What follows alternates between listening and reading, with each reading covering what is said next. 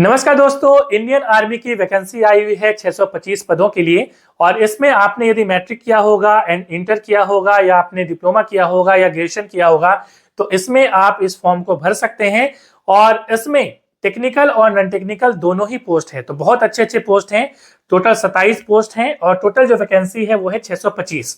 तो पूरी चर्चा करेंगे और कैसे आप इस फॉर्म को भरेंगे। और इसमें लोगों की संख्या फॉर्म भरने की वो कम रहने वाली है, क्योंकि इस फॉर्म को आपको ऑफलाइन में भेजना पड़ेगा।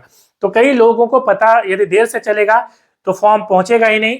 तो आप सही टाइम पे जल्दी से फॉर्म भर दीजिए। और स्टार्टिंग जो आवेदन है वो 28 दिसंबर को स्टार्ट हो गया है और लास्ट डेट है 17 जनवरी। ठीक है, तो 17 जनवरी लास्ट डेट है पहुंचने का। तो आपको पहले ही भेज देना है। ठीक है, आपको कम से कम 10 तारीख तक आपको भेज देना है फॉर्म, कोशिश करिए। ठीक है, और यदि उम्र की बात करें तो 18 से 25 साल कुछ पोस्ट की है, मैं आपको पोस्ट दिखाऊंगा, और कुछ पोस्ट में 18 से 30 साल है। ठीक है, और यहाँ पे आगे हम बात करें तो ये इंडियन आर्मी की है। ठीक है, ग्रुप सी की पोस्ट है। तो इसमें आपको जो है ऐसा नहीं कि टेम्पररी है, तो ये बिल्कुल परमानेंट है। 60 साल आपकी रिटायरमेंट एज होगी। ठीक है, इन जैसे आपका यहाँ पे अग्निवीर वगैरह होती है वैसा इसमें नहीं है। ठीक है, और ये है DGEME इंडियन आर्मी के अंतर्गत। तो चलिए हम लोग इसको देख लेते हैं कि इसमें कौन कौन सी आपको जो है कैसे कैसे पोस्ट हैं। तो चलिए हम लोग उसी को देखते हैं। तो आप यहाँ पे देख पा रहे हैं ये पूरी अलग अलग पोस्ट हैं। ठीक है, तो उसके बाद क्वालिफिकेशन पे भी हम जाएंगे कि इसकी क्वालिफिकेशन क्या होगी अलग अलग पोस्ट की। तो आप यहाँ पे देख पा रहे हैं कुछ आपको यहाँ पे कम भी वैकेंसी दिख रही होंगी, मगर बहुत सारी वैकेंसी है जिसमें ज्यादा पोस्ट भी है। ठीक है, तो ऐसा घबराइए नहीं कि एक एक दो है, बहुत सारी पोस्ट ज्यादा भी है। ठीक है, तो आप यहाँ पे देख पा रहे हैं एक तो मेरठ पे है ये इलेक्ट्रीशियन, हाईली स्किल चाहिए इसमें। ठीक है, उसके बाद यहाँ पे मैं आपको दिखाऊंगा क्या क्या इसमें जो है क्वालिफिकेशन चाहिए। इसके बाद मैं आपको चलिए क्वालिफिकेशन वाला ही पहले दिखा देता हूँ ताकि आपको यहाँ पे समझने में आसानी हो। ठीक है, तो चलिए हम लोग क्वालिफिकेशन वाला पहले देख लेते हैं। तो देखिए यहाँ पे क्वालिफिकेशन जो है वो दिया गया है। तो सबसे पहले शुरुआत से करेंगे। पहला जो आप यहाँ पे देख पा रहे हैं पोस्ट वो है फार्मासिस्ट का। ठीक है, यदि आपको नहीं दिख रहा होगा तो मैं इसको थोड़ा जूम कर देता हूँ। देखिए यहाँ पे जो सबसे पहला पोस्ट है वो क्या है, फार्मासिस्ट का। ठीक है, तो फार्मासिस्ट में आपका जो है क्वालिफिकेशन चाहिए 10+2 चाहिए, 2 ईयर्स की डिप्लोमा इन फार्मेसी चाहिए। ठीक है, तो ये आप देख लीजिए। इलेक्ट्रीशियन जो है ये आप इलेक्ट्रीशियन जो है वो हाईली स्किल के लिए एसेंशियल क्वालिफिकेशन ये है। तो आप अपनी जो है क्वालिफिकेशन के हिसाब से आप देख लीजिए कि आप किसके लिए सुटेबल हैं। ठीक है, तो आपको इसमें इंटर लेवल की भी बहुत सारी है, जैसे आप यहाँ पे देख पा रहे हैं इंटर लेवल की यहाँ पे आपको दिख पा रही है वैकेंसी, यहाँ पे इंटर लेवल है। ठीक है, मैट्रिक लेवल की यहाँ पे मैट्रिक और ये डिप्लोमा लेवल की है डॉक्यूमेंट्स की। ठीक है, तो ये आप देख पा रहे हैं। इसके बाद स्टेनोग्राफर की भी है यहाँ पे, जिसमें आपकी 12 जो है पास होना चाहिए, मगर इसमें आपका स्किल टेस्ट भी होगा। ठीक है, तो आगे हम यहाँ पे बात करेंगे और कुछ पोस्ट के लिए। अब यहाँ पे अगली जो पोस्ट आप देख पा रहे हैं वो क्या है, मशीनिस्ट। ठीक है, तो मैं यहाँ पे पूरा जूम करके दिखा देता हूँ और अपने क्वालिफिकेशन के हिसाब से आप चूज कर लीजिएगा कि आप किसके लिए एलिजिबल हैं। ठीक है, तो यहाँ पे आप जैसे देख पा रहे हैं फायर इंजन ड्राइवर। ठीक है, तो इसमें आपका मैट्रिक जो है वो आप यदि हैं तो आप यहाँ पे कर सकते हैं, मगर इसमें आपका 3 साल की एक्सपीरियंस चाहिए ड्राइविंग हेवी व्हीकल्स के लिए। तो जो हेवी व्हीकल्स होता है उसका आपका यहाँ पे लाइसेंस होना चाहिए। ठीक है, ये भी यहाँ पे बातें आपको समझनी चाहिए। और फायर इंजन ड्राइवर के लिए यहाँ पे कुछ कंडीशन है। कंडीशन का मतलब है कि आपको कुछ फिजिकल जो है टेस्ट भी लिया जाएगा, मैं आपको दिखाऊंगा। बाकी पोस्ट के लिए यहाँ पे फिजिकल टेस्ट नहीं होगी। ठीक है, उसके बाद फिटर है। तो ये अलग अलग पोस्ट है, आगे भी पोस्ट है, आगे भी मैं दिखा देता हूँ। यहाँ पे भी पोस्ट है, जैसे मल्टीटास्किंग MTS का भी है यहाँ पे। ठीक है, तो MTS का भी आप यहाँ पे देख पा रहे हैं जो मैट्रिक लेवल की वैकेंसी है। ठीक है, पे स्केल की बात करें तो पे स्केल आप देख पा रहे हैं पूरी सीरियल नंबर के साथ, यहाँ से यहाँ तक जो है ये पे स्केल यहाँ पे रहने वाला है। अब हम यदि एज की बात करें तो एज लिमिट की यहाँ पे आपको चर्चा होनी चाहिए कि 18 से 25 साल जो है सीरियल नंबर 2 वाली जो 2U। ठीक है, 2U जो था उसमें आई थिंक 2U वाला जो है वो जो है ड्राइवर वाला जो था। ठीक है, 2U देखिए कहाँ पे है, ये फायर इंजन ड्राइवर। ठीक है, इसको छोड़ के, ठीक है, इसको छोड़ के जो है बाकी 18 से 25 है। तो फायर इंजन ड्राइवर के लिए 18 से 30 साल है, बाकी के लिए 18 से 25। ठीक है, समझ गए। अब यहाँ पे देखिए एज रिलैक्सेशन आपको दिया मिलेगा और शेड्यूल कास्ट शेड्यूल ट्राइब है तो 5 साल का मिलेगा आपका, और यदि ओबीसी है तो 3 साल का मिलेगा, ठीक है। और एक्स सर्विसमैन है, डिपार्टमेंटल कैंडिडेट है, तो उसके हिसाब से यहाँ पे आपको ये मिलेगी एज रिलैक्सेशन, ठीक है। तो इसकी पीडीएफ फाइल में आपको दे दूंगा, तो आप थोड़ा एज रिलैक्सेशन के बारे में देख लीजिएगा। अब देखिए यहाँ पे जैसा कि मैंने बोला कि जो फायरमैन है उसके लिए फिजिकल होगा, तो उसके लिए क्या क्या चीजें हैं देखिए, उसके लिए कुछ कंडीशन है कि ये फिटनेस जो है होना चाहिए, ठीक है। तो आप यहाँ पे देख लीजिए कि आपकी हाइट वगैरह ये सारी चीजें यहाँ पे दी गई हैं। चेस्ट इतना होना चाहिए, वेट 50 किलो कम से कम होना चाहिए, ठीक है। फिटनेस इंड्योरेंस जो टेस्ट होता है एफईटी वो आपका लिया जाएगा, जो आपको कैरिंग करना पड़ेगा एक पर्सन 63.5 kg का 183 मीटर तक 96 सेकंड में, ठीक है। तो इस तरह से आपको ये क्वालिफिकेशन जो है ये आपको फिटनेस टेस्ट देना पड़ेगा यदि आप क्या है तो जो फायरमैन है उनके लिए आप यदि कर रहे हैं तो, अदरवाइज दूसरों के लिए आपको ये चीज नहीं करनी होगी, ठीक है। अब देखिए अब आगे हम लोग आते हैं कि कौन कौन सी वैकेंसी में कितने पोस्ट हैं, ठीक है। तो आप यहाँ पे ये तो मैंने दिखा दिया, ठीक है। अब नेक्स्ट पे चलते हैं और जो नेक्स्ट वाली है वो आप देख लीजिए, ठीक है। तो यहाँ पे आपका जैसे टेलीकॉम जो मैकेनिक है इसमें 17 पोस्ट है, ठीक है। ट्रेड्समैन मेट जो है इसमें 14 पोस्ट है, ठीक है। तो इस पेज में आप देख सकते हैं कि कुछ कुछ वैकेंसी है जो ज्यादा भी इसमें है, ठीक है। जैसे आपका एलडीसी में आपका 11 पोस्ट है, ठीक है। इस तरह से आप देख सकते हैं, तो सिर्फ 11 नहीं है, ये जनरल के लिए है, ठीक है। ये आपका कैटेगरी वाइज दिया हुआ है, ठीक है। अब देखिए आगे यहाँ पे आप देख पा रहे हैं अगली जैसे व्हीकल्स जो मैकेनिक है उसके लिए अच्छी है, यहाँ पे 81 पोस्ट है, ठीक है। 81 पोस्ट है। उसके बाद ट्रेड्समैन मेट जो है मैंने बोला था, ट्रेड्समैन मेट यहाँ पे भी आप देख पा रहे हैं 116। देखिए अब इसको समझिए आप थोड़ा सा कि ये जो वैकेंसी इसमें दी गई है, मैं एक पेज नंबर 1 से दिखाता हूँ आपको। देखिए यहाँ पे जो है अलग अलग वैकेंसी है, मतलब अलग अलग जगह के लिए वैकेंसी है ये।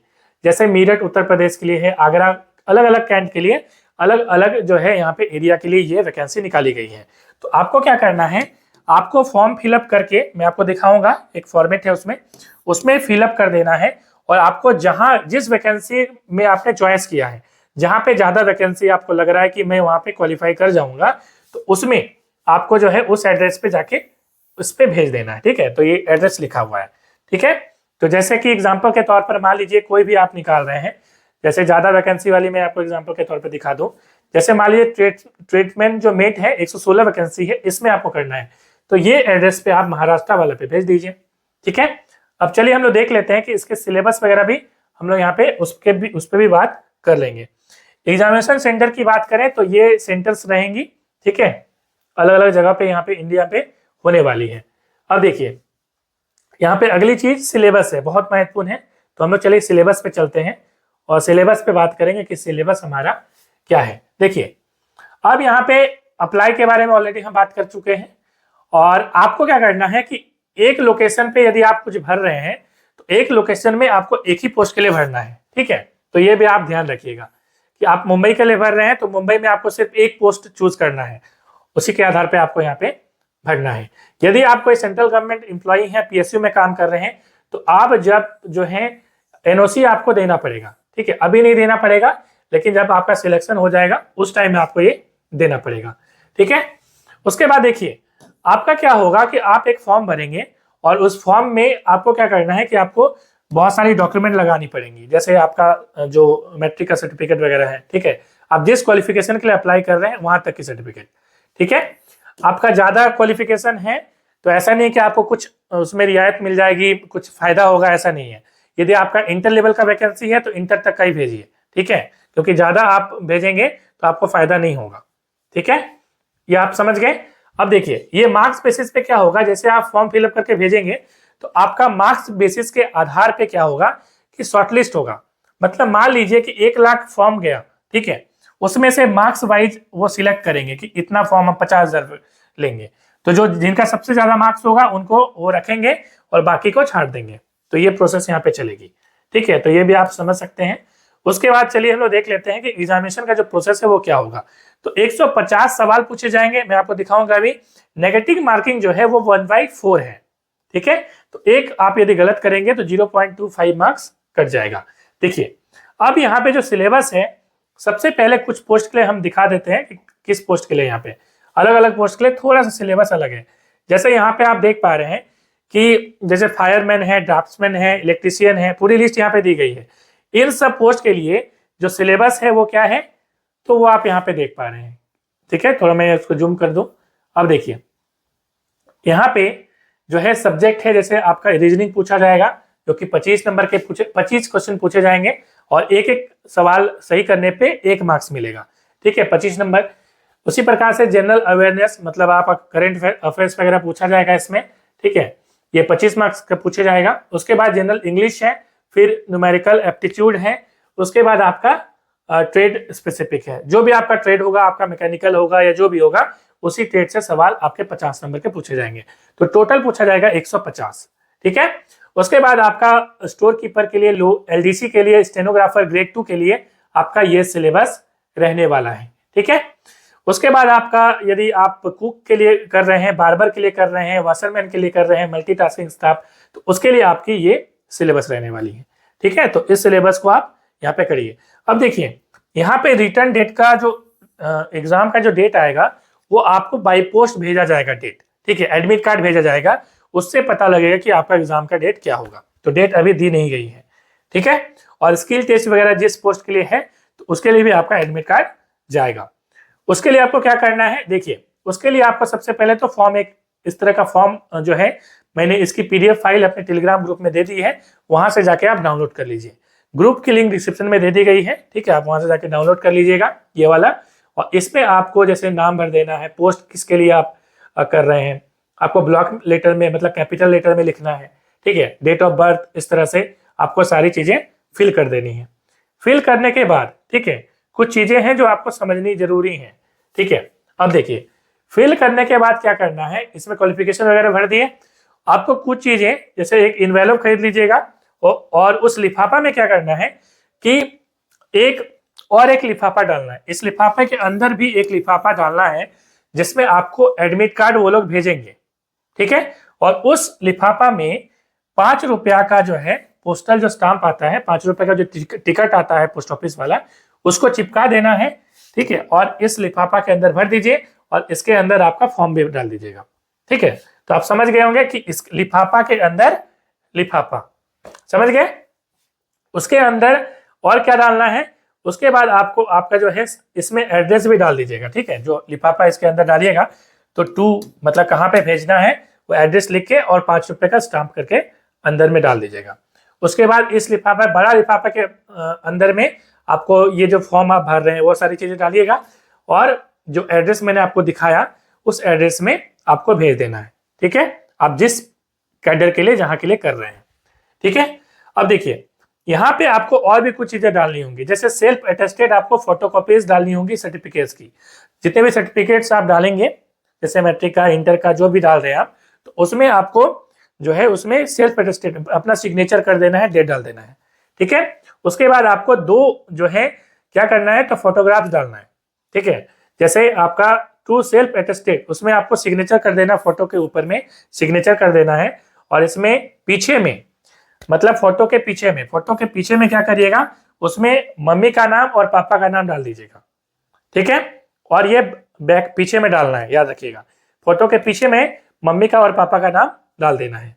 ठीक है, और जो एडमिट कार्ड का एक्नॉलेजमेंट है मैं आपको दिखाऊंगा। यहाँ पे देखिए, यहाँ पे सिग्नेचर कर दीजिएगा नीचे में। ठीक है, सिग्नेचर ऑफ एप्लीकेंट, सिग्नेचर करके तब भेजना है। उसके बाद आपको क्या करना है, उसके बाद मैं जरा देख लूं और क्या छूटा हुआ था। हाँ, चलिए अपना 2 फोटो भेज दीजिएगा। उसके बाद एक फोटो यहाँ पे चिपका देना है। ठीक है, ये एक्स्ट्रा होगा, ये फोटो चिपकाइएगा और इसको पूरा भर दीजिएगा। ऑफिस वाला नहीं भरना, ये वाला नहीं भरिएगा, इसमें कोई साइन नहीं करना आपको। ठीक है, ये वाला सिर्फ आपको जो है भर देना है और ये जो है एडमिट कार्ड बन के वहां से आएगा। समझ गए बात। तो ये पूरी प्रोसेस मैंने आपको दिखा दी। कोई भी कंफ्यूजन होगा कमेंट करके पूछिएगा। मिलते हैं नेक्स्ट वीडियो में। जय हिंद, जय भारत।